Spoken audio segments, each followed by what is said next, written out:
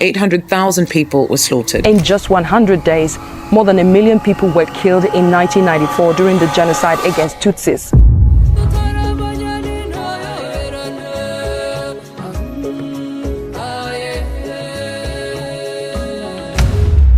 I thought I knew what forgiveness looked like until I discovered what happens when an entire nation is legally required to forgive the people who murdered their families. What I found in Rwanda completely shattered everything I believed about healing, justice, and the true cost of peace. Rwanda is celebrated worldwide as the miracle of reconciliation. 30 years after one of the most brutal genocides in human history, where over 1 million people were systematically murdered in just 100 days, this small East African nation has become the poster child for how societies can heal from unimaginable trauma. International observers point to Rwanda's remarkable stability, economic growth, and the fact that former perpetrators and survivors now live side by side as neighbors. But here's what nobody talks about. Rwanda didn't just achieve reconciliation, it mandated it, and the psychological cost of that mandate has created wounds that run deeper than anyone wants to admit. Picture walking into a country where asking someone about their ethnicity is not just taboo, it's essentially illegal. In Rwanda, the government banned all discussion of ethnicity from public discourse. Hutu, Tutsi, Twa, these identities that defined people for centuries were erased overnight. Everyone became simply Rwandan. On the surface, this sounds like enlightened policy. Why not eliminate the divisions that led to genocide? But here's what actually happened. The government didn't just ban ethnic identification, they banned the very language people needed to process their trauma. Imagine trying to heal from a wound you're not allowed to name. Survivors of the genocide can't publicly discuss the fact that they were targeted specifically because they were Tutsi. They can't talk about the systematic nature of ethnic violence. They can't even acknowledge that their neighbors who killed their families did so because of carefully constructed ethnic hatred that had been building for decades.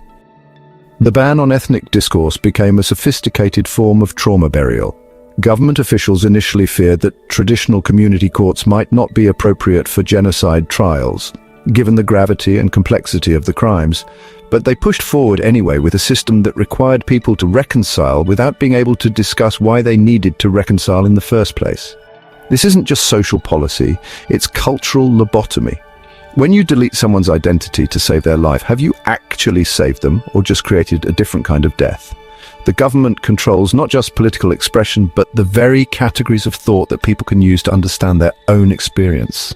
Walk through Kigali today and you'll see, beautifully maintained streets, impressive economic development, and people going about their daily lives with remarkable orderliness. But what you won't see is the psychological pressure cooker that this mandatory unity has created. The trauma didn't disappear, it went underground into families, into dreams, into the bodies of children who inherit their parents' unspoken terrors. The world applauds Rwanda for achieving the impossible ethnic harmony after genocide. But they've achieved it by making ethnicity itself unspeakable. When unity becomes mandatory, when questioning the official narrative of reconciliation marks you as a threat to national security, is it healing or just sophisticated oppression? This is where Rwanda's miracle becomes, honestly, deeply disturbing. They didn't solve ethnic conflict, they made it illegal to acknowledge that ethnic conflict ever existed. The silence isn't peace, it's enforced amnesia. Imagine discovering that your neighbor, the person who waves at you every morning, killed your entire family with a machete 30 years ago. Now imagine that the government requires you to sit across from them in a circle of community members while they confess their crimes, show remorse, and ask for your forgiveness. If you refuse, you're labeled as someone who opposes reconciliation. This actually happened to nearly 2 million Rwandans through the Gakaka courts, a traditional justice system that the government transformed into the largest post-genocide reconciliation machine in human history. Between 2002 and 2012, these community-based courts processed almost 2 million cases related to genocide crimes. The scale is staggering. Imagine if every single person in Houston, Texas had to participate in a public truth-telling process about the worst trauma in their lives. The Gakaka courts were originally grassroots community gatherings where local disputes were resolved through discussion and consensus. The word Gakaka literally translates to grass. a reference to the hillside spots where elders would gather to mediate conflicts, but the government transformed these peaceful traditional forums into venues where genocide survivors were required to confront their families' killers face to face. The efficiency was remarkable. While international criminal courts can take years to prosecute a single case, Gakaka processed thousands of cases every week. Perpetrators would stand before their communities, confess their crimes in detail, show remorse, and ask for forgiveness. If their confession was deemed sincere and complete, they could have their sentences reduced or even eliminated entirely. But here's what the official reports don't tell you. The psychological violence of forced reconciliation was devastating. Survivors were compelled to relive their worst moments in front of neighbors who might have been complicit in their families' murders. They had to listen to graphic descriptions of how their children were killed, how their parents were tortured, how their siblings were raped and mutilated. The courts operated on the assumption that truth-telling would lead to healing, but trauma doesn't work that way. For many survivors, being forced to hear detailed confessions about their family's murders was like being victimized all over again. They had to perform forgiveness whether they felt it or not, because refusing to forgive marked them as obstacles to national unity. Critics noted that lawyers were banned from any official involvement, generating sustained criticism from human rights organizations and international skepticism regarding the court's efficacy. Survivors had no legal representation, no right to challenge evidence, no protection from re-traumatization. They were essentially required to participate in their own psychological torture in the name of national healing. The most disturbing aspect was how the process flipped the burden of healing onto the victims. Instead of the state ensuring justice for survivors, it became the survivors' responsibility to forgive in order to prove their commitment to national unity. Those who struggled with forgiveness weren't seen as people who needed more time to heal. They were seen as problems to be solved. So what happens when your government essentially mandates that you forgive your child's murderer? This isn't just some philosophical question. It's actually the lived reality of hundreds of thousands of Rwandans who found that their government saw forgiveness as a civic duty, not simply a personal choice. The Gakaka courts, well, they created a system where forgiveness wasn't just encouraged, it was in fact practically required for social survival. Perpetrators who confessed their crimes, showed genuine remorse, and asked for forgiveness could have their sentences dramatically reduced. But, survivors who refused to offer forgiveness were labeled as people who opposed reconciliation, which in Rwanda's political climate made them potential threats to national security. This created an impossible psychological bind for survivors. They were trapped between their genuine need to process grief and anger and the state's requirement that they demonstrate unity and forgiveness. Many survivors reported feeling like they had to choose between their authentic emotions and their social survival. The pressure was immense. Community members would applaud survivors who offered forgiveness and view with suspicion those who hesitated. The social dynamics turned forgiveness into a performance rather than a genuine process of healing. People learned to say the right words, to make the right gestures, to demonstrate the right attitudes, regardless of what they actually felt inside. This performative forgiveness became a form of spiritual violence. Survivors were forced to betray their own emotional truth in order to serve the state's vision of unity. The government essentially told them, your individual healing is less important than our collective peace. The most tragic aspect is that many survivors genuinely wanted to forgive, but they needed time, space, and support to get there. Instead, they were given deadlines, public pressure, and the implicit threat that failing to forgive would mark them as enemies of progress. The forgiveness that might have naturally emerged over time became contaminated by coercion. Some survivors found ways to navigate this impossible situation. They offered conditional forgiveness. I forgive you if you tell me where my father's body is buried. Or they forgave the act while maintaining distance from the perpetrator. But these nuanced responses were often lost in the binary logic of the Gakaka system, which wanted clear answers. Forgive or don't forgive, reconcile or remain divided. The situation is particularly acute for young people whose parents were forced to live near their families' killers. These children grow up playing with the children of the people who murdered their grandparents, without ever being able to discuss this reality. They absorb their parents' complex emotions, the forced forgiveness, the suppressed anger, the persistent fear, but really they don't have the context to make sense of these feelings. Research on intergenerational trauma transmission shows that unprocessed trauma doesn't just disappear when people are forced to suppress it. Instead, it gets passed down through subtle behavioral patterns, through what parents don't say as much as what they do say, through the emotional atmosphere of households where grief and anger are, well, forbidden. The irony is that Rwanda's attempt to protect its youth from the divisions of the past has actually made them more vulnerable to inherited trauma.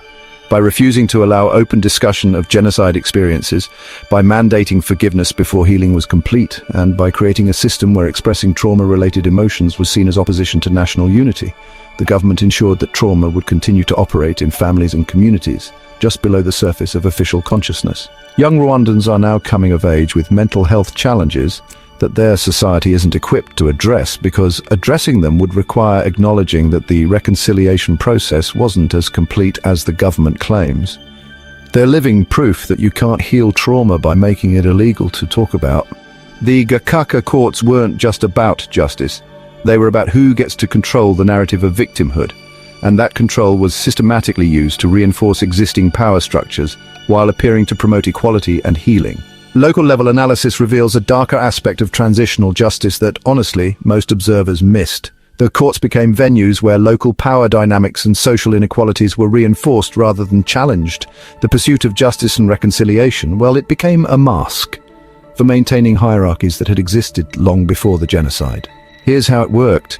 The selection of Gakaka judges wasn't as democratic as it appeared. While communities supposedly chose their own judges, the selection process was heavily influenced by local political networks that were closely aligned with the ruling party. These judges brought their own biases, relationships, and interests to the process, which meant that some perpetrators received more lenient treatment than others based on their social connections rather than the severity of their crimes. Consider the case of two men who committed similar crimes during the genocide. One was a local businessman with connections to ruling party officials, while the other was a subsistence farmer with no political influence. Both confessed to killing their neighbors' families, but the businessman's confession was accepted more readily, his remorse was deemed more sincere, and his reintegration into the community was facilitated by people who had economic and political reasons to maintain good relationships with him. The subsistence farmer, by contrast, faced more scrutiny, more demands for detailed confessions, and more resistance from community members who had less to lose by rejecting his attempts at reconciliation. His lack of social capital made him more vulnerable to ongoing suspicion and exclusion even after he had completed the formal reconciliation process. This dynamic was particularly pronounced when it came to gender and class differences. Women survivors, who made up a significant portion of genocide victims, often found themselves at a disadvantage in the Gakaka process. The courts were dominated by male judges and community leaders who sometimes minimized or dismissed women's experiences, particularly when it came to sexual violence. Wealthy survivors had resources to navigate the process more effectively. They could afford to miss work to attend lengthy Gakaka sessions. They had social connections that helped them advocate for their cases, and they had the economic security to take risks in demanding justice. Poor survivors, by contrast, often felt pressured to accept inadequate confessions or incomplete reparations, because they couldn't afford to prolong the process or risk alienating community members on whom they depended for economic survival. Critical observers understood the courts to be part of a top-down, government-led system that served political purposes beyond justice and reconciliation. The government used the courts to demonstrate its legitimacy and effectiveness to international observers, while also using them to identify and marginalize people who were seen as threats to political stability. The most insidious aspect was how the court's focus on individual reconciliation obscured systemic issues that contributed to the genocide. By emphasizing personal forgiveness between neighbors, the process avoided addressing broader questions about political responsibility, economic inequality, and institutional failures that had made the genocide possible. Rwanda's reconciliation success story, well, it actually has a global surveillance network that makes sure critics stay silent, even when they're living thousands of miles away from Kigali. The same government that mandated forgiveness at home has, created an international system of intimidation that reaches into exiled communities across the world. Human Rights Watch interviewed over 150 people in Australia, Belgium, Canada, France, Kenya, Mozambique, South Africa, Tanzania, and the United States, all of whom described systematic efforts by Rwandan authorities to monitor, intimidate, and silence critics living abroad. The tactics include physical abuse, online harassment, exploiting technological vulnerabilities. misuse of international and domestic law enforcement, and even manipulation of family ties to threaten, pressure, and punish real or perceived dissidents. The scale of this operation is, well, staggering. Rwandans living in exile communities from Toronto to Brussels to Nairobi report being followed, photographed, and approached by people who somehow know intimate details about their lives and families back home. They receive threatening phone calls, find their social media accounts hacked, and discover that their movements are being tracked through methods they can't even identify. But here's the most effective and honestly cruel tactic, targeting relatives still living in Rwanda as a way to intimidate those living abroad. Imagine living in London and speaking critically about Rwanda's human rights record, only to receive a phone call informing you that your sister in Kigali has been arrested for tax evasion, or your elderly parents have been told they need to report to local officials for, quote, routine questioning. The message is clear. Your freedom of speech abroad comes at the cost of your family's safety at home. This creates an impossible choice for members of the Rwandan diaspora. They can either remain silent about their experiences and observations, or they can speak out and risk endangering the people they love most. Traumatic exposure and PTSD symptoms are associated with negative attitudes toward justice and reconciliation processes. The more severely someone is traumatized, the more difficult it becomes for them to engage in the kind of rational, forward-looking thinking that reconciliation requires. But Rwanda's Gakaka system ignored this reality and expected trauma survivors to transcend their psychological wounds through sheer force of will. Consider the neurobiological reality of trauma. When someone experiences severe trauma, their brain's fear processing centers become hyperactive while their rational thinking areas become suppressed. They exist in a state of chronic hypervigilance where their nervous system is constantly scanning for threats. Their capacity for trust, empathy, and forgiveness is severely compromised, not because they're bad people, but because their brains are literally reorganized by traumatic experience. Now imagine requiring someone in this neurobiological state to sit across from the person who murdered their family and perform forgiveness. It's not just psychologically difficult, it's neurologically impossible for many trauma survivors. Their brains are not capable of the kind of complex emotional processing that genuine forgiveness requires. But the Gakaka system didn't acknowledge these limitations. Instead, it pathologized people who couldn't forgive. Survivors who struggled with reconciliation weren't seen as people who needed specialized trauma treatment. They were seen as obstacles to national unity who needed to be convinced or pressured or coerced into compliance. The system created a hierarchy of victimhood where the so-called good survivors were those who could forgive quickly and publicly, while the problematic survivors were those who needed more time, space, or support. This hierarchy honestly just reinforced trauma by making survivors feel like their authentic responses to devastating experiences were somehow inadequate or wrong. Many trauma survivors reported feeling like they were being re-victimized by the reconciliation process itself. They were forced to relive their worst experiences in public settings without adequate psychological support, while being pressured to demonstrate emotions they simply weren't capable of feeling. The process designed to heal them, in a tragic twist, became another source of trauma. The most tragic aspect is that some survivors might have been capable of forgiveness given adequate time, therapy, and support. But the rushed, public pressurized nature of the Gakaka process, well, it contaminated the possibility of genuine reconciliation. People who might have eventually found their way to forgiveness through their own healing journey were instead forced to perform forgiveness before they were psychologically ready, which made genuine forgiveness less likely rather than more likely. Family's case, the person who will decide whether your family's killer receives a light sentence or serious punishment has been taking bribes from the perpetrator's family. This wasn't a rare occurrence, it was a systematic problem that undermined the entire Gakaka system. Some judges had personal relationships with perpetrators that created, obvious conflicts of interest. Others had economic relationships with perpetrators' families that influenced their decision-making. Still others were influenced by political pressure from local officials who wanted certain outcomes for certain cases. The absence of legal representation made this corruption even more damaging. Lawyers were banned from official involvement in Gakaka proceedings, which meant that survivors had no one to advocate for their interests, challenge corrupt judges, or ensure that proper procedures were followed.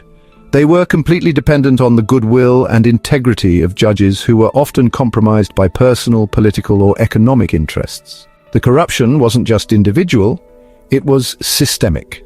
The entire Gakaka system was designed in ways that made corruption almost inevitable. Judges weren't paid for their work, which created incentives for them to seek compensation through other means. They weren't trained in legal procedures, which made it difficult for them to recognize when they were being manipulated. They weren't supervised by higher authorities, which meant that corrupt practices could continue unchecked.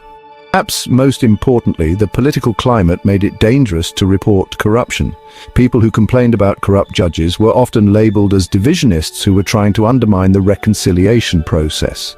This made it extremely difficult for survivors to seek redress when they were victimized by the very system that was supposed to deliver justice. The international community, for the most part, just ignored evidence of corruption because, well, it kind of contradicted the narrative of Rwanda as this post-genocide success story. International donors and observers really wanted to believe that Gakaka was working, mostly because it validated their theories about community-based justice and, honestly, their investments in Rwanda's recovery. People who had defined themselves through ethnic identity for their entire lives suddenly had to reconstruct their sense of self without reference to that identity. It was like being told that a fundamental aspect of who you are, something as basic as your family heritage, was now forbidden and dangerous. For genocide survivors, this erasure was, if anything, particularly cruel. They had been targeted specifically because of their ethnic identity, but now they were forbidden from naming that identity as part of their experience. They couldn't say I was targeted because I was Tutsi because, well, being Tutsi was no longer a category that officially existed. This created a profound disconnection between people's lived experiences and their ability to name and discuss those experiences. Survivors knew that they had been targeted for ethnic reasons, but, they couldn't use the language of ethnicity to process their trauma or seek justice. They had to find other ways to understand and discuss their experiences, but these alternative frameworks were often inadequate or, frankly, artificial. The memory erasure extended to historical narratives as well. The government created an official version of Rwandan history that minimized the role of ethnic divisions and emphasized unity and shared identity. This official history became the only acceptable way to understand the past, which meant that alternative perspectives and experiences were effectively silenced. People who had lived through decades of ethnic tension and conflict were told that their memories of that experience were wrong or irrelevant. They were required to adopt a new understanding of their own history that often contradicted their personal experiences and observations. The most disturbing aspect of this memory erasure was, honestly, how it affected the transmission of knowledge between generations. Parents who had lived through ethnic conflict were unable to share their experiences with their children because doing so would require using forbidden categories and concepts. As a result, children grew up without understanding the historical forces that had shaped their families' lives. This, in turn, created a kind of cultural amnesia, where entire generations lost access to their own history. They knew that something terrible had happened in 1994, but they couldn't fully understand what it was or why it had happened because the explanatory frameworks they needed had been erased from public discourse. Thanks for traveling with us.